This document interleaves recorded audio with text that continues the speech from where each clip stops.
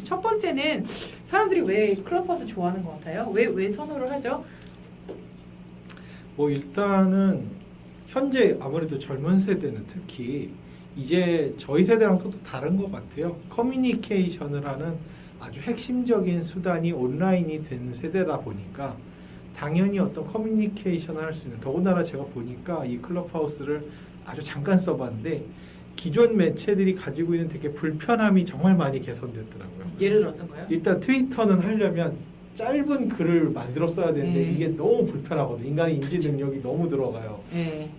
예, 그래서 그것도 되게, 그리고 오타도 많아지면 또 되게 부끄럽고. 아, 오타를 그리고 수정을 못 해요. 예, 네, 맞아요. 글을 아예 지워야 돼요. 네. 박제가 되고 막 이러니까 네. 그것도 되게 힘들고, 유튜브는 보다시피 너무나 많은 품이 들잖아요. 네.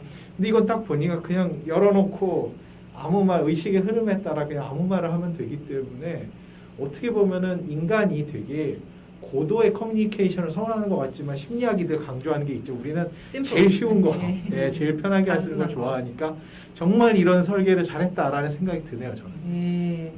또 약간 이게 이제 기록에 남지 않는 것도 저는 좀 큰 아, 특징인 그렇죠. 것 같아요. 왜냐면 사람들이 어쨌든 뭐 유튜브도 그렇고 뭐 트위터도 그렇고 인스타도 그렇고 사람들이 이제 계속 기록이 남아서 볼 수 있는데, 왜 인스타그램 같은 것도 보면 스토리라고 하는 기능이 있잖아요. 그래서 하루 정도 있다 없어지고 이제 이런 것들이 되게 큰 인기를 얻었는데, 그런 것들이 어쨌든 약간 책임감과 관련이 있는 것 같아요. 이제 내가 많은 책임을 가지고 뭐 하지 않아도 되는 이런 부담감이 좀 없는 약간 이런 매체라는 생각도 들었어요. 아무 말을 해서 인터넷 공간에서는 이게 박제가 되잖아요. 네. 걔가 이런 얘기했다더니 계속 남는데 이게 되게 남기가 어려운 거다 보니까 상당히 그런 면에서 무서운 매체인 것 같아요. 그러니까 조금 더 이렇게 솔직하게 네. 얘기를 할 수 있는 뭐 이런 부분들도 있을 수도 있고, 또 솔직히 처음에 이제 약간 폐쇄형 커뮤니티로 시작을 했잖아요.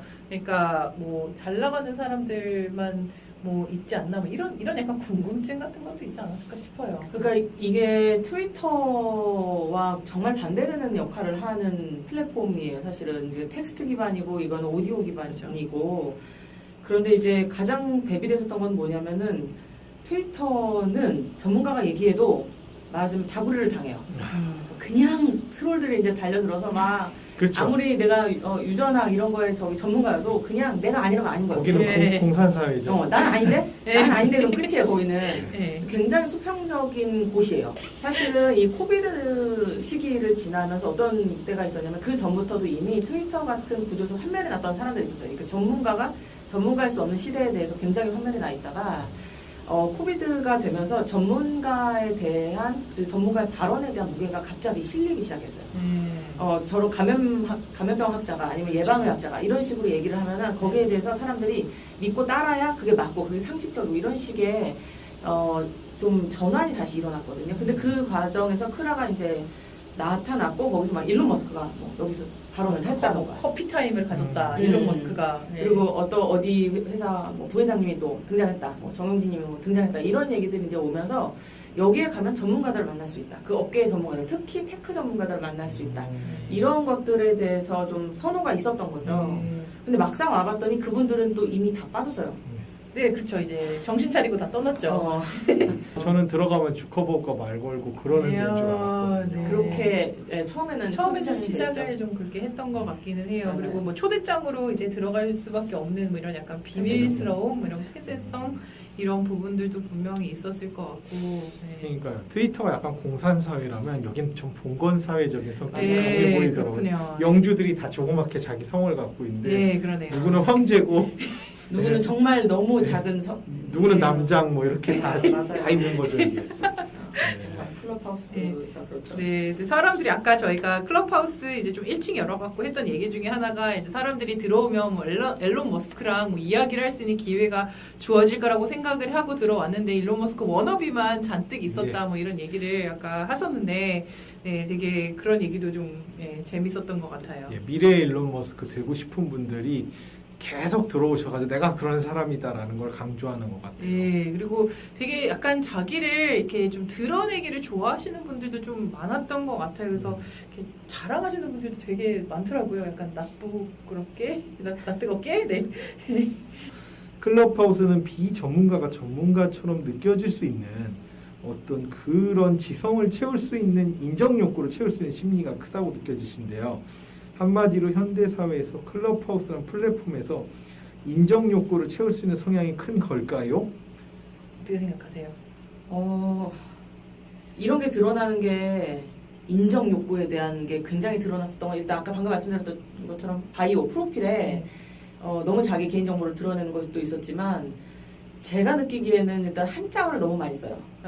너무 어려운 용어들을 너무 많이 써요. 영어를 많이 쓴다고. 영어를 많이 쓰는 네. 팀이 있는가 하면 영어를 못하는 분들은 한자어를 정말 많이 써요. 그 사람들 중국이 다녔어요. 아니야. 친미파와 친중파로 나뉘어져 있군요, 네. 지금. 네, 근데 저희가 그 내담자들하고 얘기하건 대학원생하고 얘기하건 그렇게 어려운 단어 일부러 안 쓰잖아요. 그럼요. 일부러 전문가라면 좀 쉽게 대중에게 얘기를 하기 위해서 더 전문적인 용어를 안 쓰려고 노력하는 이런 부분들이 분명히 있는데 이제 좀 그런 경향도 확실히 있었던 것 같고요. 그리고 되게 프로필에 저는 초반에 프로필이 한 줄이었거든요. 저는 해파리를 좋아한다 뭐 이런 한 줄을 썼는데 그런 거 안 먹혀요. 네, 사람들이 회사에서. 되게 많은 것들을 써놨더라고요. 그래서 이제 따라서 저도 좀 써봤는데 이게 뭔가 그런 문화도 좀 있는 것 같다는 생각이 드네요. 네. 카일님이 이런 얘기 해주셨어요. 목소리 기반이다 보니까 네. 다른 SNS에 비해서는 좀 상당히 말을 세게 안 해서 좋아하셨나 봐요. 그래서 좀 따뜻한 느낌도 주는 거. 특히 트위터 아까 말씀하셨던 네. 그 갓땡리 뭐 이런 거. 네. 예, 가구리. 조리돌림 등등의 지친 사람들한테 네. 그럴 수 있겠다. 네, 상당히 그렇죠. 여기는 좀 따뜻해요. 따뜻하죠. 네. 그리고 트위터보다는 따뜻한 것 같아요. 네. 이 포지셔닝을 굳이 하자면 네. 이제 SNS를 그렇죠. 따뜻함으로 순위를 어차피 매겨보자면 트위터의 DM으로 상담을 받을 수는 없으니까. 네, 갑자기 그렇죠. 따뜻함으로 순위를 매겼구나. 네, 네. 뭐 괜찮네요. 그렇다면 맞아요. 뭐 크로퍼스 괜찮은 것 같아요. 따뜻함을 나는 그렇죠. 느끼고 싶다. 일단 큰 욕은 먹지 않을 수 있다라는 점이 되게 네. 좋은 점이긴 네. 하네요.